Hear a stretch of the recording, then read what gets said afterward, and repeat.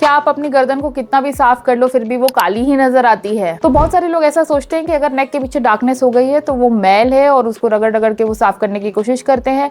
But ये याद रखिए, डार्क नेक सिर्फ एक हाइजीन का इशू नहीं होता है, बल्कि अंदर छुपी एक बड़ी हेल्थ प्रॉब्लम का भी सिग्नल हो सकता है। तो वीडियो में एंड तक जरूर बनी रहिए, क्योंकि वीडियो के एंड में मैं डिस्कस करूंगी इसके सोल्यूशंस जो आपके नेक को, आपकी डार्क नेक को विजिबली लाइट कर देगा। नमस्ते दोस्तों, मैं हूं doctor Garima. I am a board certified dermatologist practising in Varanasi. तो चलिए आज हम बात करेंगे बहुत ही कॉमन प्रॉब्लम के बारे में, जो है डार्क नेक, जो देखने में तो कभी कभार छोटी लगती है बट कभी कभार बड़ी प्रॉब्लम्स का भी सिग्नल हो सकती है। सबसे पहली चीज, डार्क नेक होता क्यों है? ज्यादातर लोग ये सोचते हैं कि सिर्फ गंदगी की वजह से उनका नेक डार्क हो जाता है, बट ऐसा नहीं है। बहुत सारे अदर रीजंस भी होते हैं जिसकी वजह से नेक की डार्कनिंग होती है। उसमें से एक बहुत ही इंपॉर्टेंट चीज होती है एक्anthosis nigricans, जो एक स्किन की कंडीशन है जिसमें स्किन आपकी डार्क और थिक हो जाती है, स्पेशली नेक की। तो ये होता तब है जब आपकी बॉडी में इंसुलिन रेजिस्टेंस बढ़ने लगती है, मतलब आप डायबिटीज के रिस्क पे हो सकते हो। और दूसरा एक बड़ा रीजन होता है हार्मोनल इम्बैलेंसेस लाइक PCOD और थायराइड और मे बी ओबेसिटी। तो चलिए अब बात करते हैं कि कौन से लोग होते हैं जो ज्यादा इफेक्ट होते हैं डार्क नेक से। नंबर 1, टीनेजर्स जिनके हार्मोन्स फ्लक्चुएट हो रहे हैं। नंबर 2,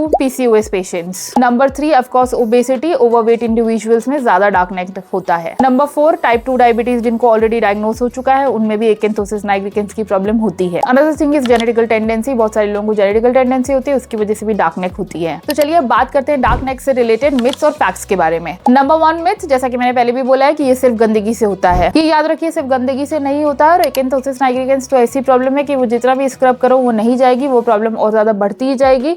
तो जरूरी नहीं है कि गंदगी इज द ओनली रीजन, और भी बहुत सारे रीजन होते हैं जिनको केटर करना पड़ता है। मिथ नंबर 2, ये फेयर स्किन में नहीं होता है, बट ये बहुत बड़ा मिथ है, ऐसा कुछ भी नहीं है। फेयर स्किन में भी ये प्रॉब्लम जनरली देखने को मिलती है अगर उनके कोई हार्मोनल इश्यूज हैं या फिर डायबिटीज से रिलेटेड हो। And another thing is obesity. Fair skin में भी अगर ओबेसिटी हो तो भी देखने को मिलता है। मिथ नंबर 3, सिर्फ क्रीम यूज करने से ये बिल्कुल ठीक हो जाता है, बट ये बिल्कुल भी सच नहीं है, क्योंकि अगर इंटरनल प्रॉब्लम के साथ ये एसोसिएटेड है तो अंदर की प्रॉब्लम को भी ट्रीट करना पड़ता है और साथ साथ में क्रीम्स का भी यूज करना पड़ता है। चलिए अब बात करते हैं डर्मेटोलॉजिस्ट अप्रूव ट्रीटमेंट्स के बारे में। नंबर 1 इज, घर पे बैठे बैठे आप कुछ क्रीम्स यूज कर सकते हो जो आपकी इस प्रॉब्लम को केटर करेगी और बहुत हद तक सॉल्व करेगी, जिसमें number 1 top ingredient is glycolic acid. 6% glycolic acid से स्टार्ट कर सकते हो, एंड इफ यू फील कि नेक टॉलरेट कर रहा है तो 12% पे भी जा सकते हो। हफ्ते में 2 से 3 बार उसको पहले यूज करके देखिए, और जैसे जैसे स्किन टॉलरेट करेगी उसको बढ़ा सकते हैं। साथ साथ में वेट का रिडक्शन करिए, अपने थायराइड हार्मोनल लेवल्स को बैलेंस करिए, बैलेंस करवाइए विद अ डॉक्टर। एंड ये सारी चीजें आपको करने से एक ओवरऑल रिस्पॉन्स बहुत अच्छा मिलेगा। ये याद रखिए कि किसी भी तरह की स्क्रबिंग इसमें मत करिए, क्योंकि जितनी स्क्रबिंग आप करोगे उतना ज्यादा ये प्रॉब्लम एग्रावेट होती जाएगी, एलिवेट होती जाएगी। अगर आपने नेक में कोई भी चेन्स पहने हैं, मोटे चेन्स अगर पहने हुए हैं, तो प्लीज उनको उतार दीजिए, क्योंकि उनके फ्रिक्शन से और ज्यादा आपकी डार्क नेक की प्रॉब्लम बढ़ सकती है। ये यूज करने के बाद भी अगर आपकी नेक लग रहा है आपको कि लाइटन नहीं हो रही है, तो आते हैं इन क्लिनिक ट्रीटमेंट जो डर्मेटोलॉजिस्ट को दिखा के ऑप्ट किए जाते हैं, जिसमें number 1 is chemical peels. Of course बहुत अच्छा ट्रीटमेंट होती है पील्स, और जितना थिकनिंग है, जितनी डार्कनिंग है, उसके बेसिस पे सेशंस डिसाइड होते हैं, इंग्रेडिएंट्स डिसाइड होते हैं, और इसके मिनिमम 5 to 6 सेशंस तो करने ही पड़ते हैं। उससे आपके स्किन में बहुत अच्छा इंप्रूवमेंट आता है। Another thing is laser therapy, क्योंकि सेफ है, इफेक्टिव है और डीपर पिगमेंट को टारगेट करती है, तो ये भी काफी अच्छा ऑप्शन होती है। उसके अलावा मेसोथेरेपी, माइक्रोनीडलिंग, PRP, ये सारी चीजों को भी अगर हम कंबाइन करते हैं तो डार्क नेक में अच्छा रिस्पॉन्स आता है।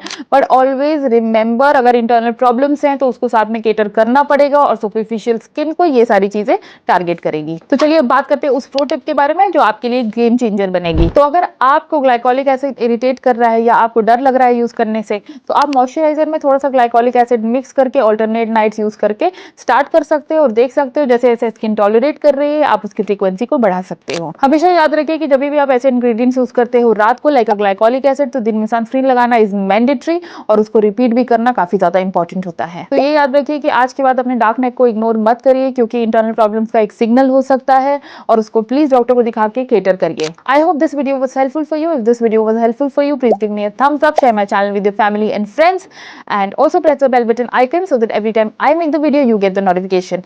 डार्क नेक से रिलेटेड कोई भी क्वेश्चंस है तो आप कमेंट सेक्शन में लिख सकते हो, हम उसको जल्दी से जल्दी आंसर करने की कोशिश करेंगे। Till then take care of your skin, take care of your hair, and I'll see you all very very soon in my next video.